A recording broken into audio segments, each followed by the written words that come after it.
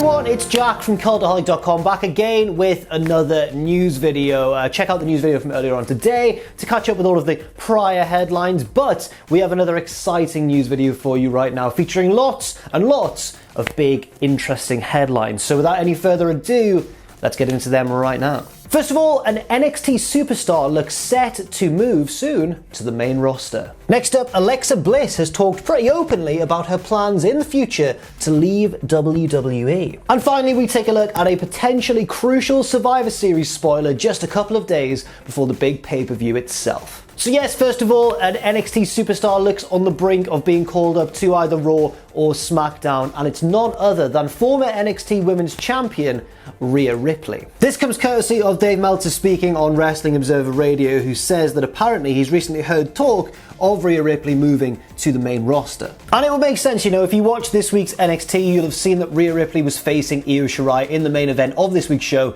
for the NXT Women's Championship. It was a really good match, but ultimately Io Shirai picked up the victory. And afterwards we had what could be seen as maybe a bit of a send-off for Rhea Ripley, with her and Io embracing and being very respectful towards one another.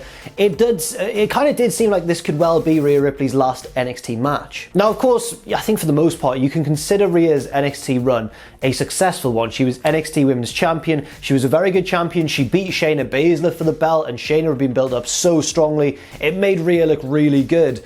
And then, you know, WrestleMania came around this year and things arguably went off the rails a little bit. And that is, of course, because despite being built up as the big underdog favourite to win the the underdog favourite makes no sense, but the big underdog crowd favourite to win the match against Charlotte Flair, she obviously lost her NXT Women's Championship to a superstar who wasn't even on NXT at the time. This was especially surprising because a lot of effort had been put into building up Rhea Ripley for that match. There was video packages of her in the stadium where WrestleMania was supposed to be taking place, of course, and then ultimately didn't. There's a lot of speculation out there that maybe Rhea would have won the match had it taken place live, had COVID never been a thing, but ultimately it took place in that empty performance center and Charlotte Flair picked up the victory instead. So now I guess the question remains, once Rhea Ripley is called, well, first of all, is she going to go to SmackDown or Raw? And secondly, how will Ripley fare on the main roster? Because we can look at various different NXT call-ups in recent times to show that it's really hard to decide who's going to do well once they've been called up.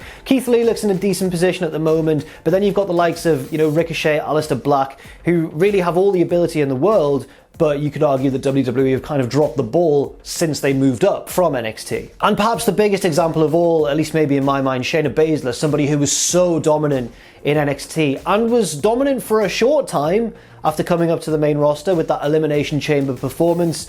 And then, like Rhea, she lost at WrestleMania in a sort of surprising result, and ultimately that led to, you know, her not really doing anything for a while. Obviously, Shayna has kind of turned things around now. She is one half of the Women's Tag Team Champions alongside Nia Jax, but you can definitely suggest, you can make a strong argument to suggest that Shayna hasn't been allowed to fulfill her potential since moving up from the yellow brand. And I worry that the same could happen for Rhea Ripley. But of course, as with all of these things, only time will tell. Who knows? Maybe they could have Rhea come in and do really good things early on, maybe even win the title early on, whichever brand she goes to. I suspect it's going to be Raw, by the way, just because SmackDown's title scene at the moment's a bit crowded with the likes of Bayley, Sasha, and now Carmella all in the mix. Whereas over on Raw, you've got Asuka, but she's been relatively quiet recently, and I think she needs a new challenger, and that challenger could well be Ripley. Next up, just a brief little story while we're talking about NXT, because apparently, according once again to Dave Meltzer, Paul Levesque, Triple H, has apparently been going through budgets trying to find a way to implement some type of a show that would get more NXT talent ring time and exposure. Meltzer goes on to say they aren't going to do house shows, but they may add something in some form. Obviously, he's only speaking in rather vague terms there. And I really wonder what that could be. I mean, the fact that it's specified there that he wants to get them more ring time suggests that it would be a wrestling show. It wouldn't just be like an extra bit of like analytical stuff or a talk show or anything. It seems like it would indeed be an in-ring product in addition to the main NXT brand. But I can't really think what it would be. Would it be like the equivalent of maybe, you know, AEW's Dark to AEW's Dynamite, like a lesser show where they can feature some of the talent lower down on the card and give a bit more of a spotlight to them. It'll be very interesting to see how that goes and when this plan will be implemented, obviously, with the current restrictions all going on. Can WWE really afford, not financially, they're doing very well, of course, but can they afford in terms of logistics to run a second NXT show? I don't know, and there's not many more details that have been given by Meltzer apart from that which I just read out, so yeah, we'll have to see what happens there. But it's interesting to note that Triple H is interested in shining a spotlight on perhaps certain areas of his roster in NXT that haven't been getting as much exposure as maybe everybody would have liked. Next up, let's talk about Alexa Bliss. Currently, obviously, she's in with The Fiend, she's turned all evil, she's rejecting her old friendship with Nikki Cross, and she's basically acting very fiendish-like. But despite being a pretty crucial member of the Raw roster, and I'd suggest probably quite a crucial member of whichever roster she's been on for a number of years now, Alexa Bliss spoke very candidly recently about her future plans, including possibly a plan to leave WWE once her current contract is up. Alexa was recently a guest on Maria Menounos' Better Together show and basically, said that she's looking to continue with WWE until her contract ends in early 2024, apparently. Then her plan is to settle down and have a family, have kids. She's recently got engaged, of course, congratulations to her, and she points out that her fiancé is now 38 and doesn't want to wait until he's 45 to have kids. Obviously, it sounds like Alexa is also keen to have a family as well, so fair play to them. They can do what they want, and I think if that is the end of Alexa Bliss's time in WWE, at least for now, I reckon she can look back and be very proud of it. Because yes, she may not have had the kind of blow-away matches that the likes of the Four Horsewomen have had, for example, but at the same time, she's been a very unique figure in WWE, hasn't she? One of the most charismatic members of not just the women's roster, but the entire roster, I'd suggest. And she's really been able to give her all to every role she's been put into. So if we do only have, 3 and a bit more years of Alexa Bliss, that would be sad for us, but you have to respect what people want to do in their private lives. Next up, let's take a look at a potential Survivor Series spoiler just a couple of days before the big event. It's not a match result spoiler, but it's, how do I put this, an identity spoiler. It's the spoiler of a person's identity. Right, what I'll do is I'll give a brief rundown of the card and then we'll zero in, focus in on the bit that I want to talk about. So far we have 6 matches confirmed for Survivor Series, many of them title versus title, but non-title matches, if that makes sense. Champion versus champion, but no title is on the line, that sort of thing. So of those, we of course have the battle of the 2 men's world champions, Roman Reigns and Drew McIntyre, the 2 women's world champions, Sasha Banks and Asuka. We also have the US champion Bobby Lashley versus the IC champion Sami Zayn, and we also have the New Day versus the Street Profits, the 2 sets of tag team champions going against each other. But aside from that, we've also got 2 of those traditional 5-on-5 Survivor Series elimination tag team matches, Raw versus SmackDown for the women and for the men. The one I want to focus on is the men's elimination tag team match, because as of yet, we don't know the identity of one of the members of Team SmackDown.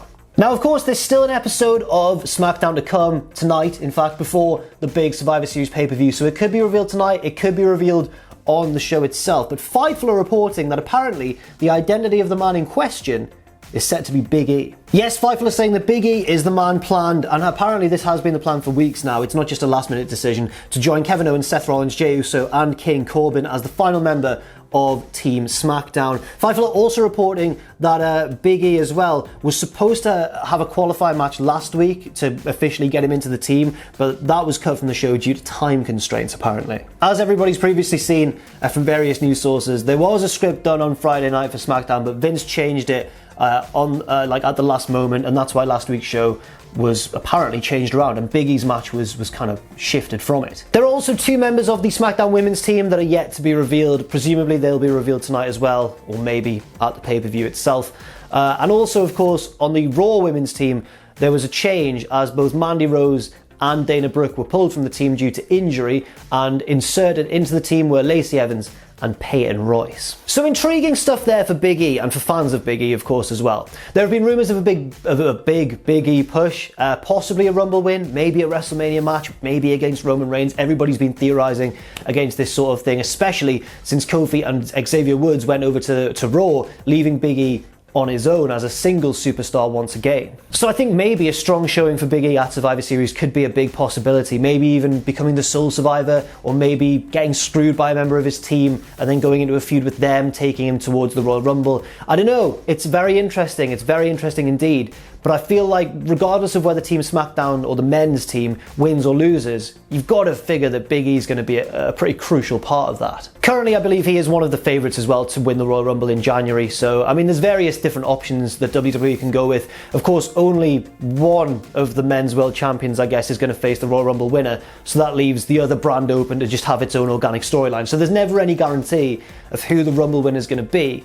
But you have to consider that Big E is up there. And finally, I really enjoy this story, and I'm very excited to report it because it's a bit of a mystery, a bit of a conspiracy theory. This comes courtesy of a user on Reddit on Squared Circle named WGS Meister 2002, who claims that they think they found a minor detail on who might have attacked Jon Moxley on Dynamite this week. Now, first of all, just a little bit of background about this. Basically, on this week's Dynamite, Moxley was found unconscious backstage with a bloodied nose. He'd apparently been attacked on his way to his contract signing for his world title defense against Kenny Omega. Omega was just in the ring alone. He accused Moxley of faking it to get out of the match with him. He signed the contract on his own and just left, and we don't know who attacked Moxley. But yes, this post on Reddit is a very interesting one. And when I first say what I'm going to say, you're going to be like, no, it doesn't. It doesn't look like that at all.